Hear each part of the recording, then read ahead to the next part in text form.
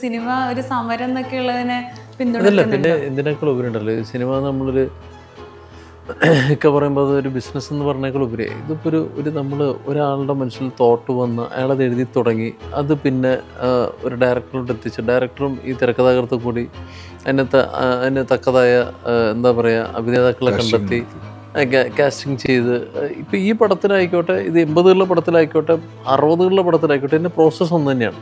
പക്ഷെ ഇതിലെന്താണ് ഏത് സിനിമയെ വിജയിക്കുക എന്നുള്ളത് സത്യം പറഞ്ഞാൽ അങ്ങനെയാണെങ്കിൽ സലീം ജാവേദിനോ അല്ലെന്നുണ്ടെങ്കിൽ എം ടി സാറിനോ അല്ലെങ്കിൽ ദാമോദരൻ മാഷിനോ ശ്രീനേട്ടനോ ഒരാൾക്കും ഫ്ലോപ്പുകൾ ഉണ്ടാവുണ്ടല്ലോ. അതിൻ്റെ ഒരു മാജിക് എന്ന് പറയുന്നത് സത്യം പറഞ്ഞാൽ ആർക്കും അറിയില്ല. അത് ഇങ്ങനെയൊക്കെ ആവാം. അങ്ങനെ ഫോർമുലയിലുള്ള സിനിമയെ വിജയിക്കുക എന്നുള്ള ഉറപ്പുണ്ടെങ്കിൽ നമുക്ക് അതുപോലെ ചെയ്താൽ പോലെ. അത് നമുക്ക് ആർക്കും പറയാൻ പറ്റില്ല. അപ്പോൾ എത്രയോ നമ്മൾ റേഞ്ച് റോവർ ആയിക്കോട്ടെ, ഫോക്സ് വാഗൻ ആയിക്കോട്ടെ, ഔഡി, BMW ഇവരെല്ലാ പ്രൊഡക്റ്റുകളും ഹിറ്റാണോ? അല്ല. അപ്പം അതുപോലെ തന്നെ അങ്ങനെ അത് സംസാരിച്ചുകൊണ്ടിരിക്കില്ല, തീരുമാനിക്കും.